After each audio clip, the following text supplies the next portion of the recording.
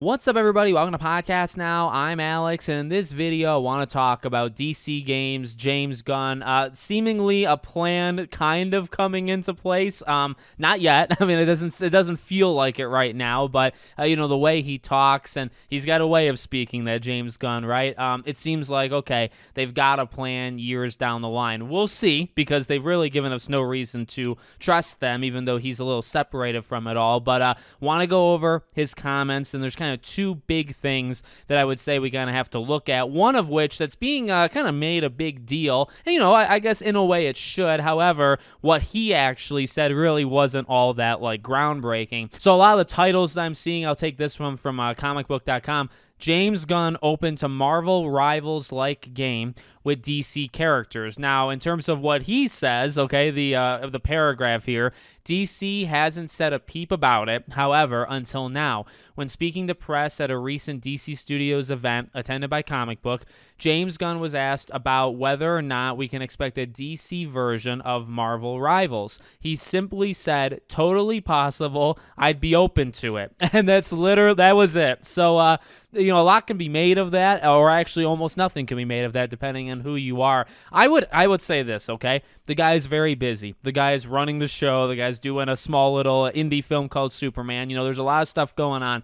Does he even know what Marvel Rivals is? I would put it at like a 51% shot. Don't want to say 50-50 because he is so high up there that I'm sure, he's had conversations and people just tell him things. Has he ever played it? Has he ever seen it? Does he truly know what Marvel Rivals is? I'm going to say 51% to 49%, not likely. But, that's not a groundbreaking, statement. I think you should be willing to listen. You should be willing to kind of have anything on the table that you possibly, can think of right now. If you're DC or if you're WB Games, let's say, right? You should be looking at anything. And to do Marvel Rivals, I mean, look, they have their own stuff and they could do 1,000 of their own properties. I guess you could skip right to this hero, online kind of a massive game like that. You could. I think you would probably jump over, you look at NetEase and you look at all the disaster type things that are happening over there. I mean, one thing that they have to contend with, right, is, again, the contracts, right?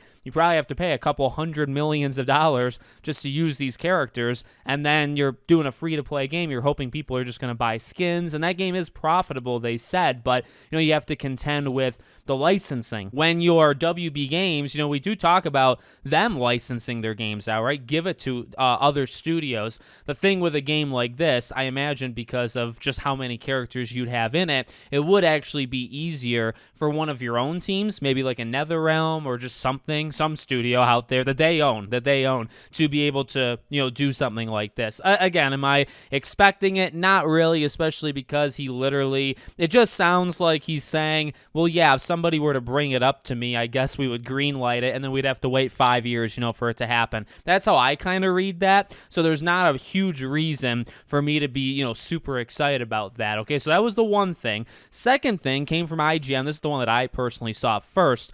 It'll be a couple years before we see the first DCU video game, James Gunn says, but first Fortnite. I'm not going to talk about the Fortnite part. I don't really care, but let's talk about the other stuff. So just a little bit down the article, they say, James and I sit with literally the guys that run the studios underneath JB. Whether it's NetherRealm or whether it's Rocksteady, sit with them and talk about characters and story that we're interested in and that they're interested in. And then Gunn added, we see designs for these projects in their very earliest stages. We talk about those. We talk about it when they're talking about what the story might be.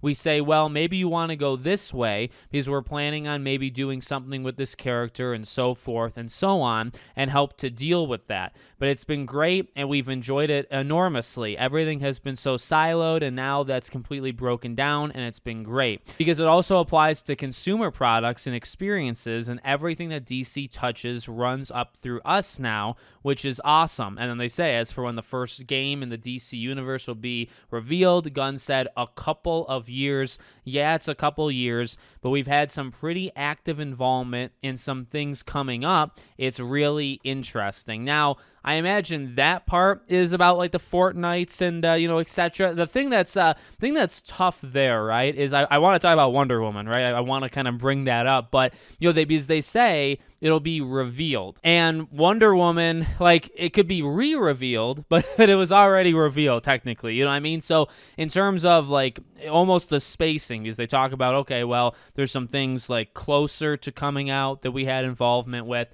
and there's also things that are further away that you're going to see. I mean, here's, I guess, a couple positive things, or at least one positive thing.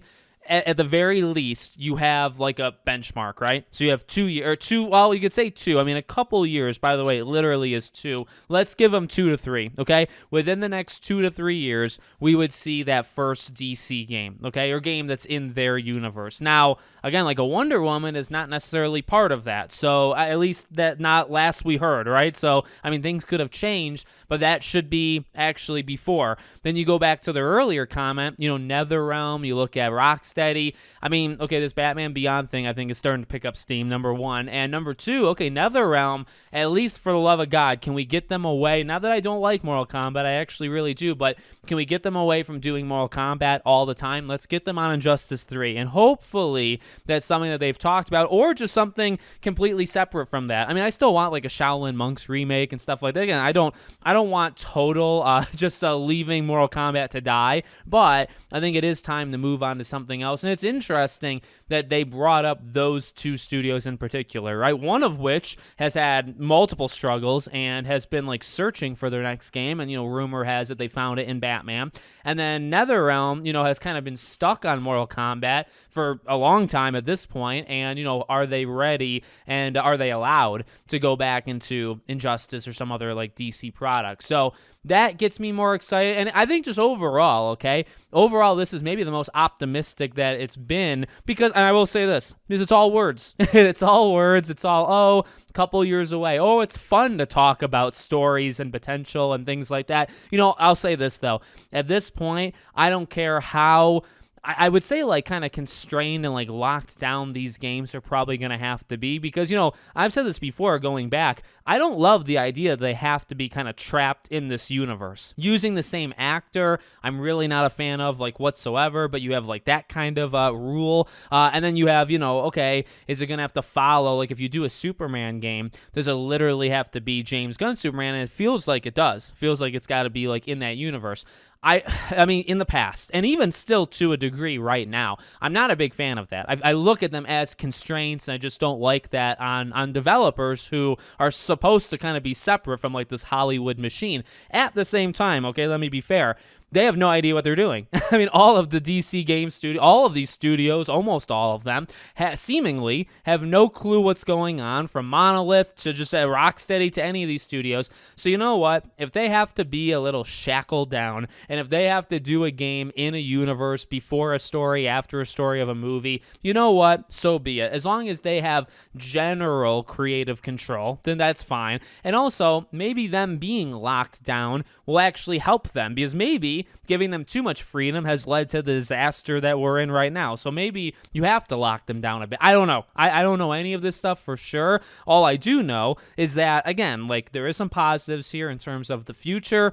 Yeah, I mean, like the solidified future is like 2 to 3 years. We still don't know, like TT Games, right? With Lego, like could they be doing a DC thing? They could, maybe not. Wonder Woman, right? That's not attached. So you have a couple things that could happen before 2 to 3 years. Then you have the depressing thought that says, okay, well, now you're not also getting anything for 2-3 years, so you have that. But again, on top of all of that, in terms of the positive, you can say, okay, at least hopefully there is some sort of game plan. Also, if you're talking to these studios, even like a Rocksteady, right, you probably have no reason to shut them down. You probably have a long-term plan that says, okay, this is what we're going to do. You're going to do Batman. You're going to do in this time period. You got to work around what we're doing with the movie, XYZ, okay? Give us 4 years. We'll make you your game, right? At least you have some sort of constraint and you have some sort of like path forward, which you really seemingly did not have up until this point. So I'm feeling a little optimistic. At the end of the day, results and the games themselves matter more than these words and these articles, right? But at least we got something. So let me know what you guys think in the comments. Make sure, as always, you're subscribed to the channel, bell icon turned on, and I hope to see you all on the next one.